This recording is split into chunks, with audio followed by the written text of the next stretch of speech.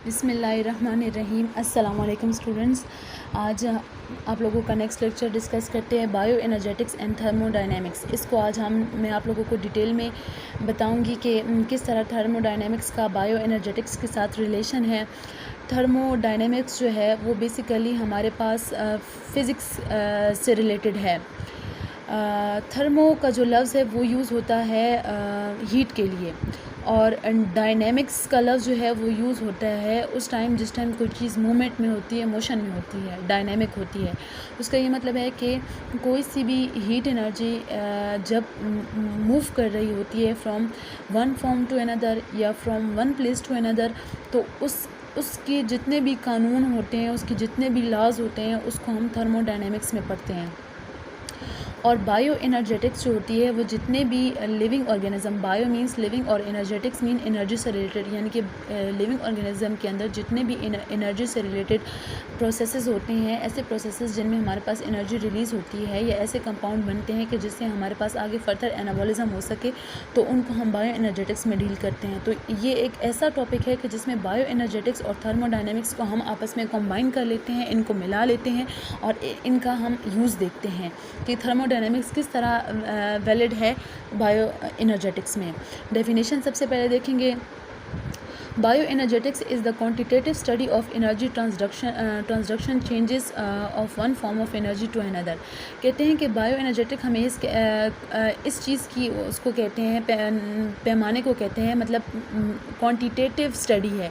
Quantitative studies को कहते हैं कि जिसमें हम किसी चीज़ की क्वांटिटी को मेजर करते हैं, मतलब नापते हैं किसी चीज़ को हम कि वो कितनी है, क्वांटिटी को हम फाइंड आउट करते हैं कि कितनी क्वांटिटी है। तो क्वांटिटेटिव स्टडी ऑफ एनर्जी है, यानी कि कितनी एनर्जी हमारे पास रिलीज़ हुई या बनी। और ट्रांसडक्शन है का मतलब ये है कि वो चेंज हुई, मतलब ट्रांसडक्शन हुई, ट्रांसफॉर्मेशन हुई, एक फॉर्म से दूसरी फॉर्म में चेंज हो गई। जैसे कि यहाँ पे एक्सप्लेन किया गया है, change of one form of energy, कि एक फॉर्म ऑफ एनर्जी चेंज हो रही है इनटू अनदर, दूसरी फॉर्म में चेंज हो रही है। एनर्जी एक फॉर्म से दूसरी फॉर्म में चेंज हो सकती है।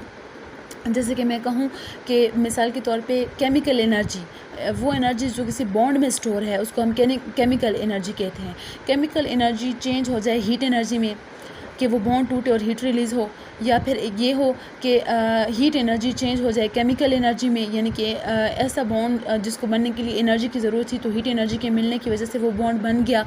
ठीक है, तो इस तरह हम कह सकते हैं कि एनर्जी की बहुत सारी ऐसी वो हैं कि जो एक एनर्जी दूसरी फॉर्म में वो कन्वर्ट हो सकती है। बहुत सारी ऐसी एग्जांपल्स हमारे पास मौजूद हैं that occur in the living cells. अच्छा, अब इसमें ख़ास वो वाली ट्रांसफॉर्मेशन हम देखेंगे जो लिविंग सेल्स के अंदर हो रही है हमारे पास।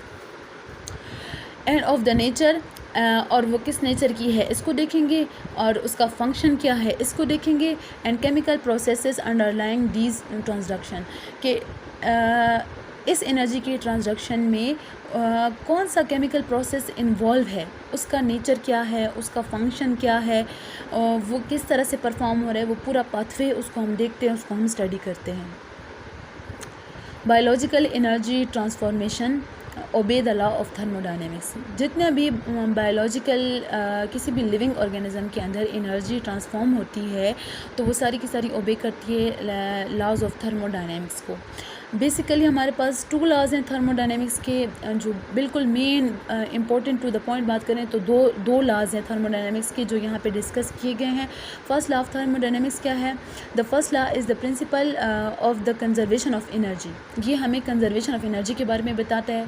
कंजर्वेशन ऑफ एनर्जी क्या होती है देखते हैं। फॉर एनी फिज़िकल और केमिकल चेंज, कोई भी ऐसा चेंज जो हो रहा है बायोलॉजिकल सिस्टम के अंदर, चाहे वो फिज़िकल चेंज है चाहे वो केमिकल चेंज है, the total amount of energy in the universe remains constant.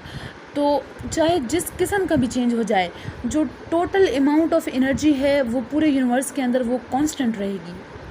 इसका ये मतलब है कि energy can neither be created not destroyed, कि ना एक्स्ट्रा एनर्जी आप पैदा कर सकते हैं, ना आप एक्स्ट्रा एनर्जी को डिस्ट्रॉय कर सकते हैं। वो अगर गायब होगी तो वो इस तरह गायब होगी कि वो एक फॉर्म से दूसरी फॉर्म में चेंज होगी, या दूसरी फॉर्म से पहली फॉर्म में चेंज होगी या कुछ इसी तरह, लेकिन वो एनर्जी ना तो हम एक्स्ट्रा क्रिएट कर सकते हैं ना हम उस एनर्जी को डिस्ट्रॉय कर सकते हैं, वो हमेशा कांस्टेंट रहेगी। और ये पूरे यूनिवर्स की बात की जा रही है कि पूरे यूनिवर्स के अंदर एनर्जी हमेशा कांस्टेंट रहेगी। अब यहाँ पे सवाल उठता है कि हम लोग ग्लूकोज का मॉलिक्यूल है उससे एनर्जी लेते हैं, तो वो एनर्जी कहाँ से आ गई? जो ग्लूकोज का मॉलिक्यूल हो गया या कोई सा भी फूड मटेरियल, फूड स्टफ़ हमारे पास हो गया, वो जो उसके अंदर एनर्जी होती है, आप जानते हैं कि इनको प्लांट सिंथेसाइज करते हैं। तो प्लांट बेसिकली सनलाइट की प्रेजेंस में यानी कि सोलर एनर्जी को यूज़ करते हुए इनको बनाते हैं।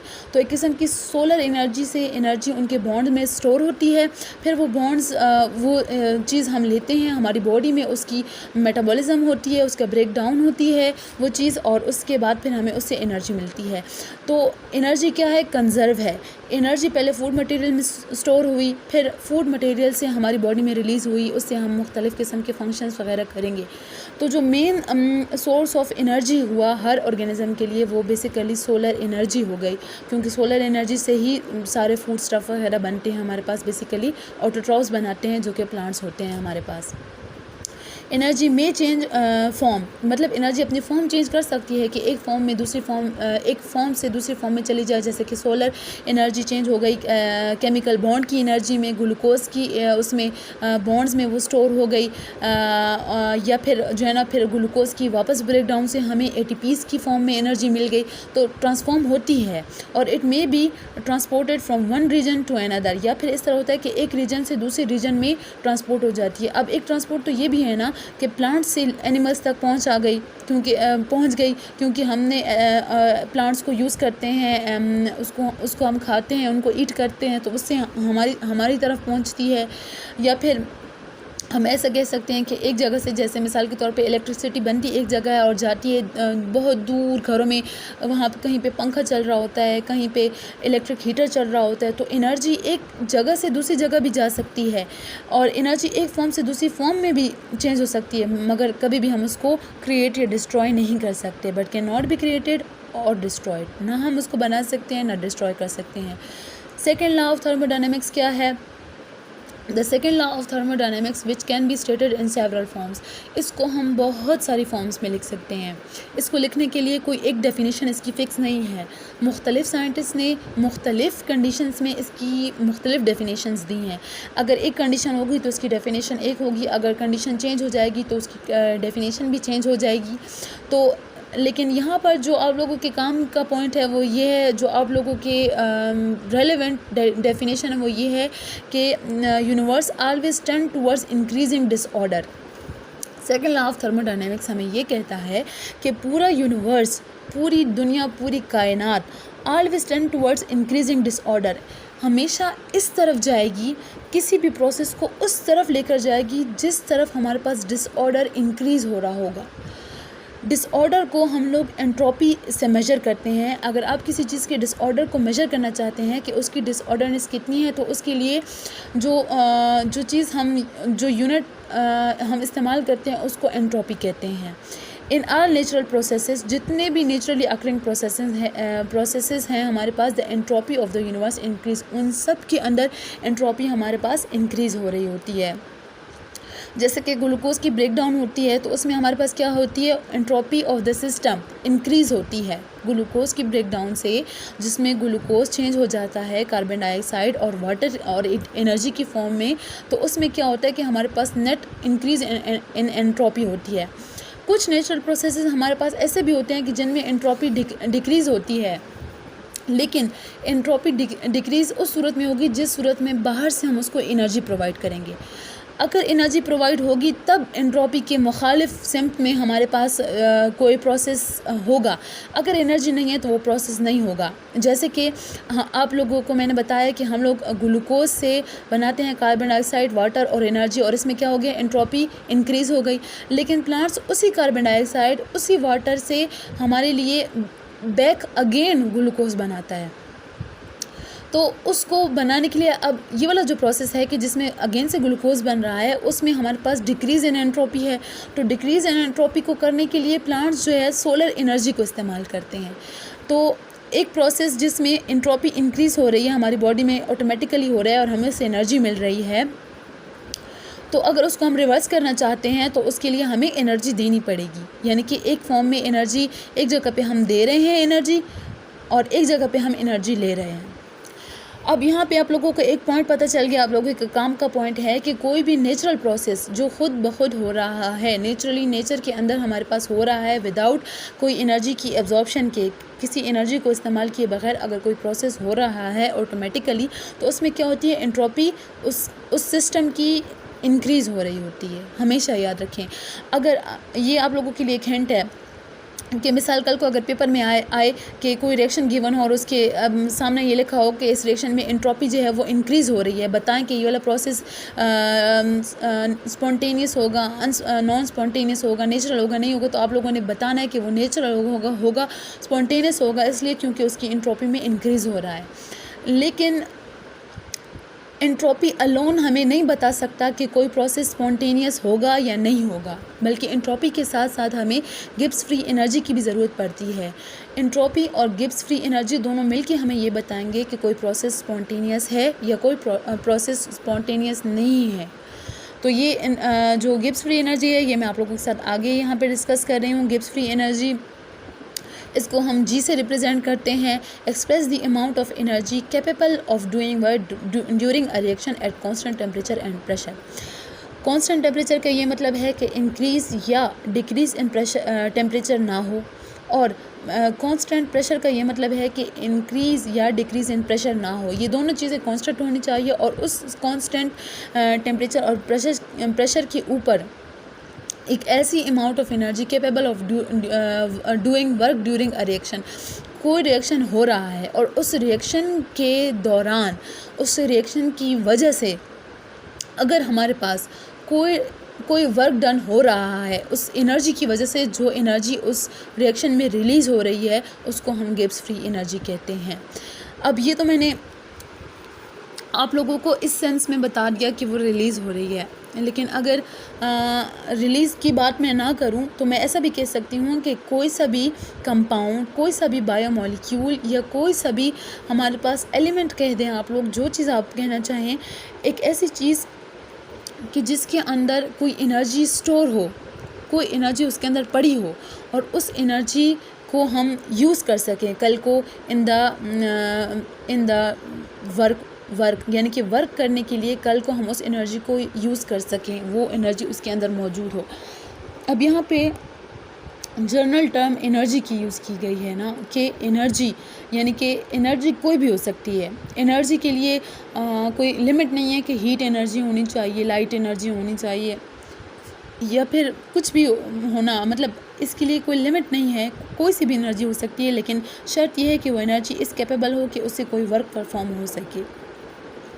When a reaction proceed with the release of free energy, अगर कोई रिएक्शन इस तरह होता है कि फ्री एनर्जी रिलीज़ हो रही है, उस कंपाउंड के अंदर की फ्री एनर्जी हमारे पास रिलीज़ हो रही है, that is when the system changes so as to process less free energy. मतलब ये है कि रिएक्टेंट की एनर्जी, फ्री एनर्जी ज़्यादा थी और प्रोडक्ट की फ्री एनर्जी कम है, तो उस सूरत में हम क्या कहेंगे कि एनर्जी रिलीज़ होगी। The reaction proceed with the release of energy, उस केस में एनर्जी रिलीज़ होगी। The free energy change delta G, ये असल में लफ्ज़ डेल्टा था, वो जो ट्रायंगल की तरह शेप में इसको लिखा जाता है वो वाला डेल्टा था, लेकिन मैंने इसको यहाँ पे डी से रिप्रेजेंट किया है। इसको हम डी से भी रिप्रेजेंट कर सकते हैं और डेल्टा से भी रिप्रेजेंट कर सकते हैं, तो इसको भी मैंने यहाँ पे यूज़ कर लिया, इस वाले डी को मैंने यहाँ पे यूज़ कर लिया। आप लोग इसकी जगह डेल्टा भी पेपर में बिल्कुल लिख सकते हैं और ये वाला डी भी इस्तेमाल हो सकता है। तो delta G has a negative value. जब किसी रिएक्शन में रिएक्टेंट की एनर्जी ज़्यादा थी और प्रोडक्ट की फ्री एनर्जी कम है, तो वो जो चेंज इन डेल्टा जी है, यानी कि चेंज इन जी है, change in Gibbs free energy, वो नेगेटिव होगा। नेगेटिव किस लिए होगा? आप लोगों को अगर एक कॉमन सा इक्वेशन आप लोगों को पता हो कि कभी भी किसी चीज़ का डिफरेंस फाइंड करना हो, तो उसके लिए हम क्या करते हैं कि उसके लिए हम एक फार्मूला यूज़ करते हैं फाइनल माइनस इनिशियल का। तो final Gibbs free energy minus initial Gibbs free energy is equal to change in Gibbs free energy. तो final Gibbs free energy product की होगी minus initial Gibbs free energy reactant की होगी। चूँकि आप लोग जानते हैं रिएक्टेंट की गिब्स फ्री एनर्जी ज़्यादा थी तो उसके साथ माइनस का साइन है। तो जब हम दोनों को सब्ट्रैक्ट करेंगे तो आखिर में जो भी आंसर आएगा उसके साथ हम माइनस का साइन लगाएंगे ना, क्योंकि ये मैथ्स का रूल है कि जब दो चीज़ों को हम सब्ट्रैक्ट करते हैं आपस में, तो जिस चीज़ का साइन मतलब जिस नंबर की वैल्यू ज़्यादा होती है उसका साइन यूज़ होता है। तो चूँकि फ़ाइनल प्रोडक्ट की उसकी रिएक्टेंट की एनर्जी ज़्यादा थी और उसके साथ नेगेटिव साइन है, तो इसलिए जो डेल्टा जी हमारे पास आएगा वो हमारे पास क्या होगा, नेगेटिव होगा। इधर लिखा है कि नेगेटिव वैल्यू, तो नेगेटिव वैल्यू उस टाइम होगी जिस टाइम फ्री एनर्जी रिलीज़ होगी हमारे पास, and the reaction is said to be exergonic, और वो रिएक्शन क्या होगा, एक्सर्गोनिक होगा। पीछे आप लोगों को याद हो तो मैंने आप लोगों को बताया था कि एंट्रोपी अलोन हमें ये नहीं बता सकती कि रिएक्शन स्पॉन्टेनियस होगा या नॉन स्पॉन्टेनियस होगा, उसको गिब्स फ्री एनर्जी की ज़रूरत होती है। तो वो गिब्स फ्री एनर्जी का कॉन्सेप्ट यहाँ पे आ गया उस टाइम जिस टाइम किसी रिएक्शन की डेल्टा जी नेगेटिव होगी, मतलब कि प्रोडक्ट की एनर्जी कम होगी एज़ कम्पेयर विद रिएक्टेंट की एनर्जी, और रिएक्शन के दौरान एनर्जी रिलीज़ हो रही होगी और वर्क डन हो रहा होगा, या फिर यूँ कह दें कि एनर्जी रिलीज़ हो रही होगी और इसके साथ साथ एंट्रोपी हमारे पास इंक्रीज़ हो रही हो, तो उसको हम क्या कहते हैं, उस रिएक्शन को हम कहते हैं कि ये स्पॉन्टेनियस है। वो रिएक्शन ख़ुद ब खुद होता है, और ऐसे रिएक्शन के होने के लिए ना तो हमें किसी एटीपी के मॉलिक्यूल की ज़रूरत पड़ती है और ना कोई और ऐसी फोर्स की ज़रूरत, ऐसी एनर्जी की ज़रूरत पड़ती है कि वो इस रिएक्शन को करवाए। वो रिएक्शन ख़ुद ब खुद होता है। जैसे कि नेचर में अगर आप लोग देखें रस्टिंग ऑफ आयरन के जो है तो हमारे पास क्या हो रहा है, आयरन को जंग लग रहा है, या मेल्टिंग ऑफ आइस देख लें आप कि एक बर्फ़ पिघल रही है, उसको जब हम जैसे ही फ्रीज़र से निकाल के बाहर रखते हैं तो वो पिघलना शुरू हो जाती है। तो उसमें क्या था कि उसमें यही गिब्स फ्री एनर्जी और एंट्रोपी का हमारे पास रोल आता है कि Gibbs free entropy of the ice is less than entropy of the water. तो इस केस में इंक्रीज़ इन एंट्रोपी हो रहा है, और इसके अलावा गिब्स फ्री एनर्जी भी हमारे पास यहाँ पे क्या होती है, नेगेटिव आती है। In endothermic reaction the system gains free energy. Endothermic नहीं है, endergonic reaction the system gains free energy and delta G is positive. Endergonic reaction वो होगा जिसमें रिएक्टेंट की गिब्स फ्री एनर्जी कम होगी और प्रोडक्ट की गिब्स फ्री एनर्जी ज़्यादा होगी, जिसकी वजह से जो change in Gibbs free energy है वो हमारे पास पॉजिटिव आएगा, और ऐसा रिएक्शन स्पॉन्टेनियस नहीं होता। एंथैल्पी को पढ़ते हैं। एंथैल्पी भी बहुत ज़्यादा हमारे पास इन चीज़ों की कैलकुलेशन में बहुत ज़्यादा हेल्पफुल होते हैं। एंथैल्पी थर्मोडायनेमिक्स में बहुत ज़्यादा अहम वैल्यू है एंथैल्पी के टॉपिक को। एंथैल्पी को हम एच से रिप्रेजेंट करते हैं। It is the heat content of the reacting system. देखिए ये इसकी वन सेंटेंस डेफिनेशन थी, बहुत हल्की पल्की सिंपल सी डेफिनेशन है, कॉम्प्लिकेटेड मैंने नहीं की, कि क्या है, heat content of the reacting system है। रिएक्टिंग सिस्टम है जिसके अंदर कोई रिएक्टेंट है, कोई प्रोडक्ट है, उस सिस्टम के अंदर का जो हीट कंटेंट है, यानी कि वो वाली एनर्जी जो रिलीज़ होगी in the form of heat, उसको हम कहते हैं एंथैल्पी। पीछे गिब्स फ्री एनर्जी मैंने आप लोगों को बताई थी। गिब्स फ्री एनर्जी और एंथैल्पी में ये फ़र्क है कि एंथैल्पी हमेशा in the form of heat release होती है और गिब्स फ्री एनर्जी हमेशा in the form of heat release नहीं होती, बल्कि वो किसी और फॉर्म में भी रिलीज़ हो सकती है। एक ऐसी फॉर्म के जिसके ज़रिए से हम कोई वर्क डन कर सकें। और ये फिर अगर आप वर्क डन को समझना चाहते हैं तो आपको बहुत गहराई में इन सब चीज़ों को मतलब एक ख़ास आइसोलेटेड सिस्टम देखना पड़ेगा आप लोगों को। अगर कोई स्टूडेंट ख्वाहिशमंद हो इन सब चीज़ों को समझने का तो वो मुझे इन्फॉर्म करें। इंशाल्लाह मैं आप लोगों के लिए उस पर भी आप लोगों को गाइड कर दूंगी, आप लोगों को समझा दूंगी कि वो किस तरह वर्क डन होता है। लेकिन ये बहुत लेंथी चीज़ें हैं, मैंने इन चीज़ों को यहाँ पर अब नहीं लाया क्योंकि आप लोग कंफ्यूज हो जाएंगे और फिर आप लोगों को बहुत मुश्किल होगी। मेरा मकसद आप लोगों के लिए आसानी करना है। अब एंथैल्पी के बारे में लिखा है कि it reflects the number and kinds of chemical bond in the reactant and product. अब ये हमें ये बताता है कि रिएक्टेंट्स और प्रोडक्ट के अंदर किस किस्म के केमिकल बॉन्ड्स हैं और कितने केमिकल बॉन्ड्स हैं, उनका नंबर कितना है, 2 हैं, 4 हैं, 8 हैं, 10 हैं, कितने हैं, और कौन सा बॉन्ड टूट रहा है, उस बॉन्ड के टूटने की वजह से कितनी एनर्जी रिलीज़ होगी या फिर कितनी एनर्जी एब्जॉर्ब होगी हमारे पास। तो ये वाला जो प्रोसेस, ये वाली सारी चीज़ें हैं, ये इंथैल्पी में डील होती है।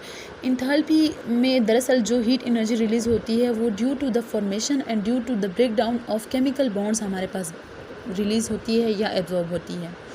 बॉन्ड फॉर्मेशन और बॉन्ड ब्रेक डाउन से जो भी एनर्जी रिलीज़ हो या एब्जॉर्ब हो वो हमारे पास इंथैल्पी की डेफिनेशन में आती है, इंथैल्पी के चैप्टर में आती है या फिर इंथैल्पी की उसमें आती है, बाउंड्री में आती है। When a chemical reaction release heat, जब उसमें हीट रिलीज़ हो रही होती है तो it is said to be exothermic, तो उसको हम एक्सोथर्मिक कहते हैं। देखिए पीछे जब गिब्स फ्री एनर्जी रिलीज़ हो रही थी तो उसके लिए एक्सर्गोनिक का लफ्ज़ था और यहाँ पे एक्सोथर्मिक का लफ्ज़ है। और the heat content of the product is less than that of the reactant, तो उसमें क्या होगा कि प्रोडक्ट का जो हीट कंटेंट होगा वो लेस दैन होगा रिएक्टेंट्स के। इसका ये मतलब है कि रिएक्टेंट के अंदर हीट कंटेंट स्टोर था, जब रिएक्टेंट चेंज हुआ प्रोडक्ट में तो हीट रिलीज़ हो गई, तो हीट क्या हो गई, रिलीज़ हो गई। तो उसकी वजह से क्या हुआ, हीट के रिलीज़ होने की वजह से एक्सोथर्मिक था और उस सिस्टम का टेम्परेचर हमारे पास इंक्रीज़ हो जाता है और हम कहते हैं कि ये रिएक्शन एक्सोथर्मिक है। And delta H bye convention has a negative value, तो उसकी जो डेल्टा एच की वैल्यू होती है वो नेगेटिव होती है। वही वाला फार्मूला आप लोग अप्लाई करेंगे, फाइनल माइनस इनिशियल, यानी कि enthalpy of product minus enthalpy of reactant. तो बस साइन को देख के आप लोगों ने लगाना है कि क्या चीज़ होगी, पॉजिटिव होगी, नेगेटिव होगी। Reacting system take up heat from their surrounding, अगर कोई ऐसा रिएक्शन है कि जो हीट एब्जॉर्ब कर रहा है तो वो हीट को अपने सराउंडिंग से लेगा। एंड एंडोथर्मिक है और एंडोथर्मिक, अच्छा ऐसे जो कि सराउंडिंग से लेते हैं उनको हम एंडोथर्मिक कहते हैं and have a positive value of delta H, और उनकी जो डेल्टा एच है की वैल्यू है एंथैल्पी की वो पॉजिटिव होती है। यहाँ पे भी जो डी है वो ट्रायंगुलर वाला डेल्टा की शेप वाला यूज़ होना था, लेकिन मैंने आप लोगों के लिए डी से इसको शो किया है। अब आते हैं एंट्रोपी पर कि एंट्रोपी क्या चीज़ है, इसको डिटेल में देखते हैं।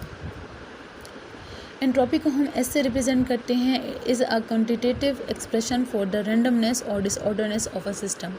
किसी भी सिस्टम की रैंडमनेस या उसकी डिसऑर्डरनेस हमें एंट्रोपी बताती है।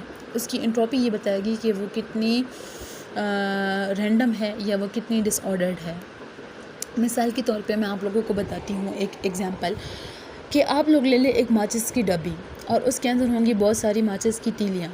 तो पहले जब वो माचिस बिल्कुल न्यू थी तो उसकी जितनी भी जो तीलियाँ थी माचिस की वो सारी ऑर्डर्ड थी, उसके अंदर रैंडमनेस नहीं थी, सारी एक ख़ास शेप में स्ट्रेट पड़ी हुई थी। लेकिन जब आप उसकी उन तीलियों को बिल्कुल बिखेर देते हैं इस तरीके से कि कोई बिल्कुल एक तरफ, कोई बिल्कुल ऑपोजिट, कोई टेढ़ी एंगुलर पड़ी है, कोई किस तरह पड़ी है, कोई किस तरह पड़ी है, तो उससे क्या होगा कि उसको के बारे में हम ये कहेंगे कि entropy of the system is now increased, यानी कि माचिस की जो तीलियाँ हैं वो अब डिसऑर्डर्ड हैं, अब उनमें ऑर्डर नहीं रहा, वो रैंडम तरीके से पड़ी हैं कि कोई ख़ास पता नहीं है कि कौन सी किस डायरेक्शन में है, तो उसको हम कहेंगे कि इस केस में हमारे पास एंट्रोपी इंक्रीज़ हो गई है। व्हेन द प्रोडक्ट, अच्छा इसके अलावा एक दूसरी एग्जांपल भी मैं आप लोगों को दे सकती हूँ कि मिसाल के तौर पे अगर आप लोगों के पास कोई पेन के अंदर इंक भरी हुई है, तो पेन के अंदर जो इंक है उसको अगर आप लोग डाल दें किसी एक जग पानी के अंदर, तो पानी में डालने के बाद ऐसा ऐसा वो उसके अंदर डिज़ोल्व होगी, मतलब ऐसा ऐसा फैलेगी, कहीं पे मिक्स होगी वाटर के साथ। तो उसमें क्या होगा कि entropy of the system increase हो जाएगी। पहले एक जगह प्योर वाटर था, एक जगह प्योर इंक थी, लेकिन अब इंक और वाटर मिक्स हो चुके हैं और उनका ऑर्डर नहीं रहा, प्योरिटी नहीं रही, बल्कि मिक्सचर बन गया है। तो उस केस में हम कहेंगे कि entropy of the system increase हो गई है। When the product of a reaction are less complex, जिस टाइम प्रोडक्ट किसी भी रिएक्शन के प्रोडक्ट्स लेस कम्प्लेक्स हों एंड मोर डिसऑर्डर हों देन द रिएक्टेंट्स के कंपैरिजन में the reaction is said to be proceed with a gain in entropy. Gain in entropy का मतलब है कि इंक्रीज़ इन एंट्रोपी होगी। मतलब कि कोई मिसाल के तौर पे आप ले लें स्टार्च का मॉलिक्यूल। एक स्टार्च था जो कि बहुत सारे ग्लूकोज के मॉलिक्यूल से बना होता है। जब हम उसकी हाइड्रोलिसिस करेंगे तो उससे हमें बहुत सारे ग्लूकोज के मॉलिक्यूल मिलेंगे। तो एक बड़ा मॉलिक्यूल, एक कॉम्प्लेक्स मॉलिक्यूल था पहले, और उसको हमने छोटे छोटे सिंपल मॉलिक्यूल में, बहुत सारे मॉलिक्यूल्स में उसको हमने चेंज कर दिया। तो उसके बारे में अब मैं कहूँगी कि इसकी एंट्रोपी अब इंक्रीज़ हो चुकी है, क्योंकि वो पहले एक ही बड़ा मॉलिक्यूल था और अब बहुत सारे मॉलिक्यूल बन गए हैं।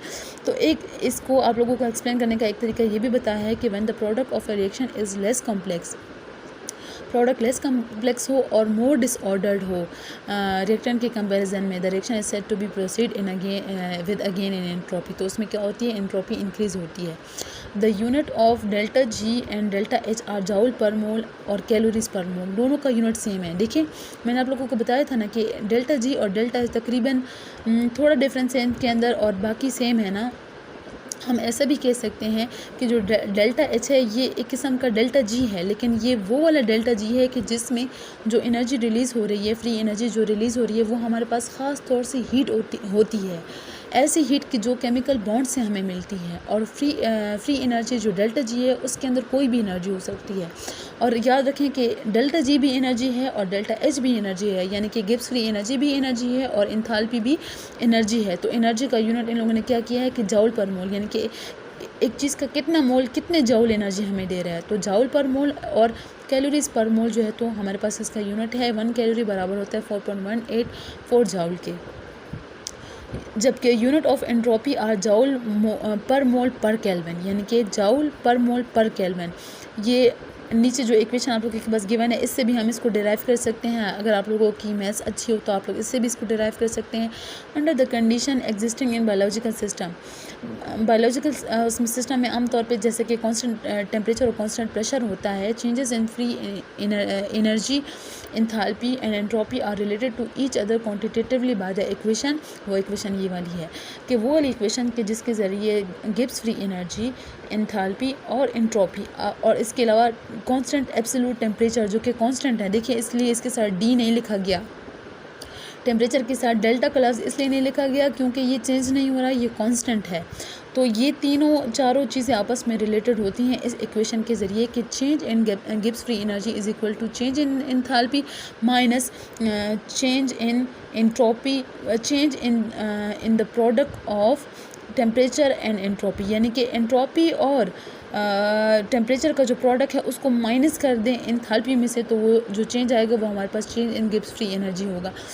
इसके ज़रिए से अगर हम इनको आगे पीछे घुमा भी सकते हैं कि हम इसको उस तरफ ले जाएं, उसको इस तरफ ले आएँ वगैरह वगैरह, किसी भी फॉर्म में आप इसको ले जा सकते हैं अपने डिज़ायर्ड फॉर्म जो आप लोगों को चाहिए हो उसमें।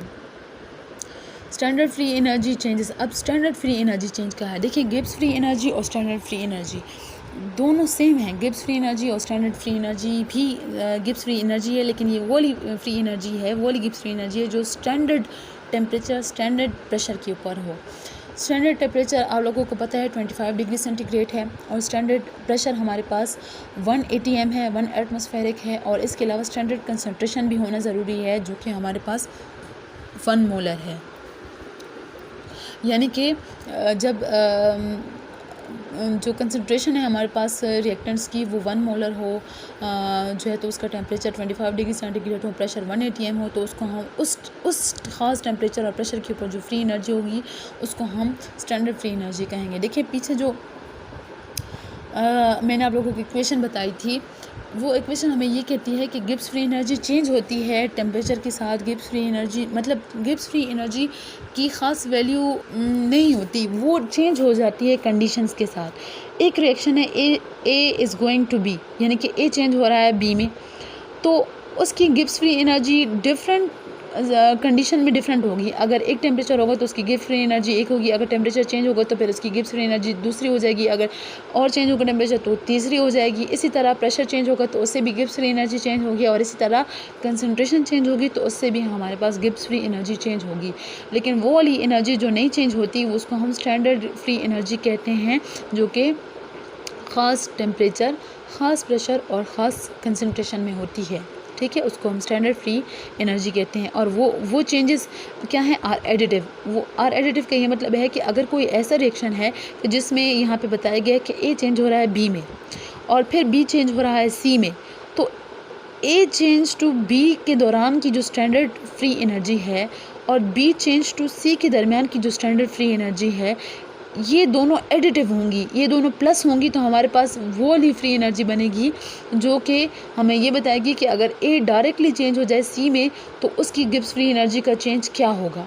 यानी कि standard free energy changes are additive, ये सारी आपस में प्लस हो सकती हैं।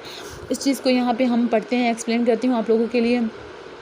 इन the case of two equational sequential, sorry ये सीक्वेंशियल है। सीक्वेंशियल का ये मतलब है कि एक के बाद दूसरा फ़ौरन से, यानी कि सीक्वेंस में हो केमिकल रिएक्शन, जैसे कि जिसमें क्या है ए चेंज हो रहा है बी में और फिर बी चेंज हो रहा है सी में। सीक्वेंशियल इसलिए क्योंकि पहले ए चेंज होगा बी में और फिर बी चेंज होगा सी में, तो ये क्या है, सीक्वेंस हो गया है, एक पूरा मतलब एक किस्म का पाथवे बन रहा है हमारे पास। Each reaction has its own equilibrium constant, हर रिएक्शन का अपना इक्विलिब्रियम कांस्टेंट है। देखिए अब इसमें जो एरो मैंने यूज़ की है वो एरो हमें ये बताता है कि ये रिवर्सिबल रिएक्शन है जिसमें ए चेंज होता है बी में और फिर बी चेंज होता है सी में, और इसी तरह यहाँ पे बी चेंज होता है सी में और सी चेंज होता है ए में। तो हमेशा याद रखें कि रिवर्सिबल रिएक्शन की हमारे पास इक्विलिब्रियम कांस्टेंट एक ख़ास किस्म की इनका एक रेशो होती है, एक कांस्टेंट होता है जो हमें ये बताता है कि ratio of product to the ratio of reactant क्या है, मतलब प्रोडक्ट और रिएक्टेंट का रेशो क्या है, कितना प्रोडक्ट है और कितना जो है तो रिएक्टेंट है हमारे पास, उस चीज़ को जो चीज़ बताएगी उसको हम इक्विलिब्रियम कांस्टेंट कहते हैं, और इसको हम के इक्विलिब्रियम कैपिटल के और साथ में छोटा सा ई क्यू लिख दें तो उसको हम इक्विलिब्रियम कांस्टेंट के नाम से जानते हैं। मैंने आप लोगों के लिए यहाँ पे ऐड नहीं किया वरना आप लोगों के लिए बहुत लंबा हो जाता। तो कहते हैं कि हर रिएक्शन का अपना इक्विलिब्रियम कांस्टेंट है and each has its characteristic standard free energy changes, और हर की अपनी अपनी स्टैंडर्ड फ्री एनर्जी का चेंज है। अब देखें जो जी नॉट है ना, जी नॉट ये स्टैंडर्ड को शो करता है। सिंपल जी तो गिब्स फ्री एनर्जी था, delta G change in Gibbs free energy था, और जब इसके साथ नॉट का लफ्ज़ लग गया है, नॉट का ये असल में होता छोटा सा है, लेकिन मैंने यहाँ पे आप लोगों के लिए नॉट को बहुत बड़ा करके लिखा हुआ है। इसको हम लोग बेसिकली छोटा सा लिखते हैं, उसके ऊपर छोटा सा सर्कल जी के ऊपर डाल देते हैं, तो उसको हम जी नॉट पढ़ते हैं कि डेल्टा जी नॉट 1, यानी कि पहला जो रिएक्शन है उसको हम डेल्टा जी नॉट 1 कहेंगे एंड डेल्टा जी नॉट 2, और जो दूसरा रिएक्शन है उसको हम डेल्टा जी नॉट 2 कहेंगे। हर किसी का अपना अपना है। As two reactions are sequential, जैसे कि दोनों सिक्वेंशियल है, एक के बाद दूसरा है। B cancel out to give the overall reaction. अगर हम ओवरऑल देखें कि पहले ए चेंज हो रहा था बी में, फिर बी चेंज हो रहा है सी में, तो हमें ओवरऑल हम इस तरह कह सकते हैं कि ए चेंज हो रहा है सी में ओवरऑल। इसका ये मतलब है कि एक रिएक्शन का, पहले वाले रिएक्शन का प्रोडक्ट दूसरे वाले रिएक्शन के रिएक्टेंट के साथ कैंसिल हो सकता है। ये हमारे पास रूल है कि ये कैंसिल हो सकते हैं आपस में। तो हम कहेंगे कि A change to C which has its own equilibrium constant, जिसका एक अपना इक्विलिब्रियम कांस्टेंट है अलग से, and thus its own standard free energy changes, और उसका एक अपना ख़ास डेल्टा जी नॉट होगा जो कि चेंज होगा। इसको हम टोटल कहेंगे। टोटल इसलिए क्योंकि ए पहले चेंज हो रहा था बी में, फिर बी चेंज हो रहा था सी में। अगर ए डायरेक्टली चेंज होगा सी में तो उसका जो नेट फ्री एनर्जी चेंज होगा उसको हम टोटल कहेंगे, delta G not total. The delta G not values of sequential chemical reaction are additive. ऐसे सिक्वेंशियल रिएक्शंस में हमारे पास डेल्टा जी नॉट्स जितनी भी स्टैंडर्ड गिब्स फ्री एनर्जी वो हमारे पास एडिटिव होती हैं, मतलब प्लस होती हैं। जैसे कि for the overall reaction A change to C, A change हो रहा है सी में, the delta G not total is the sum of the individual standard free energy changes delta G not 1 and delta G not 2, यानी कि इन दोनों का sum होगा of the two reactions. Delta G not total is equal to delta G not 1 plus delta G not 2, जिसमें देखिए आप लोग कि ए चेंज हो रहा था बी में, उसकी खास डेल्टा जी नॉट 1 था। जब बी सी में चेंज हो रहा था तो डेल्टा जी नॉट 2 था, और जिस टाइम ए डायरेक्टली सी में चेंज होगा तो जो टोटल डेल्टा जी नॉट होगा टोटल वो बराबर होगा delta G not 1 plus delta G not 2 के। ये एक बहुत हमारे पास ज़बरदस्त किस्म का रूल था। This principle, ये वाला कानून of bioenergetics explain how a thermodynamically unfavored reaction can be driven in the forward direction, कि एक ऐसा रिएक्शन कि जो फॉरवर्ड डायरेक्शन में नहीं जा सकता था क्योंकि वो एंडरगोनिक था, मतलब उसकी गिब्स फ्री एनर्जी हमारे पास इंक्रीज़ हो रही थी। तो गिब्स फ्री एनर्जी इंक्रीज़ हो रही है, तो मैंने आप लोगों को बताया था कि अगर कोई ऐसा रिएक्शन हमने करवाना है जिसकी गिब्स फ्री एनर्जी हमारे पास इंक्रीज़ हो रही हो तो उसके लिए हमें बाहर से एनर्जी की ज़रूरत होती है ना, तो वो यहाँ पे काम आ सकती है। किस तरह से?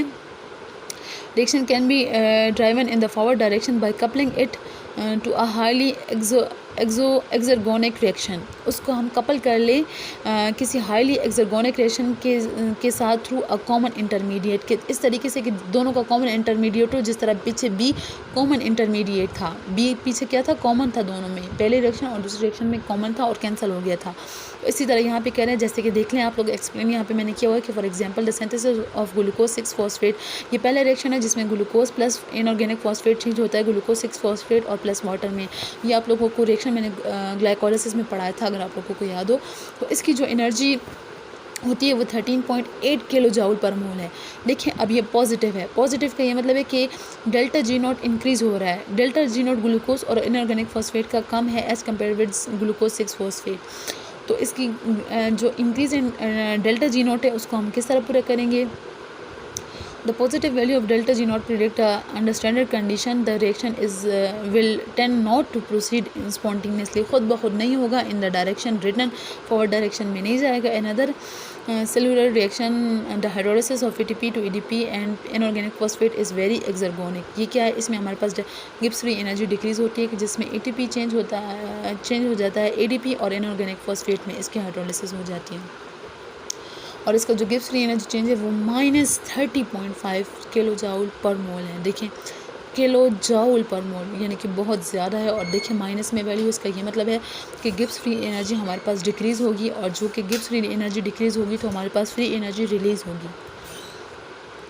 The two reactions share the common intermediate inorganic phosphate and water and may be expressed as a sequential reaction। उसको हम sequential में लिख सकते हैं कि देखें glucose plus inorganic phosphate glucose 6 phosphate में था और साथ में वाटर भी हमारे पास बन रहा है और ATP वाटर के साथ हाइड्रोलाइज होकर ATP और ADP और इनऑर्गेनिक फॉस्फेट बनता है। देखिए मैंने आपको क्या बताया था कि एक रिएक्शन का प्रोडक्ट दूसरे रिएक्शन के रिएक्टेंट के साथ कैंसिल हो सकते हैं। तो इसका वाटर, इसका जो प्रोडक्ट का वाटर है इसके रिएक्टेंट के वाटर के साथ कैंसिल हो जाएगा और सिमिलरली इसका जो रिएक्टेंट का इनऑर्गेनिक फॉस्फेट है वो इसके रिएक्टेंट के इसके प्रोडक्ट के इनऑर्गेनिक फॉस्फेट के साथ कैंसिल हो जाएगा।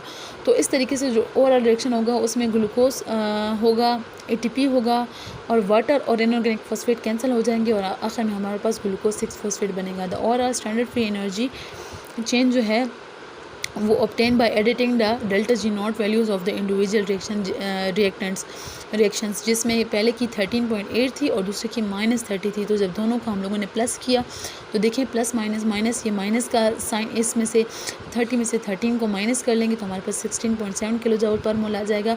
तो देखें माइनस साइन ये शो कर है कि ये रिएक्शन स्पॉन्टेनियसली आगे जाएगा क्योंकि एनर्जी हमारे पास रिलीज़ हो रही है, गिब्स फ्री एनर्जी हमारे पास कम हो रही है, प्रोडक्ट की कम है रिएक्टेंट के कंपैरिजन में। The overall reaction is exergonic, वो एक्सर्गोनिक होगा, एनर्जी हमारे पास रिलीज़ होगी।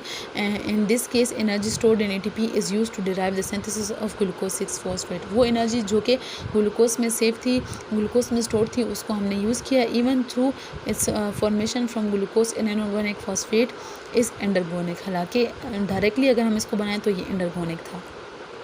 आज के लेक्चर के लिए इतना काफ़ी था।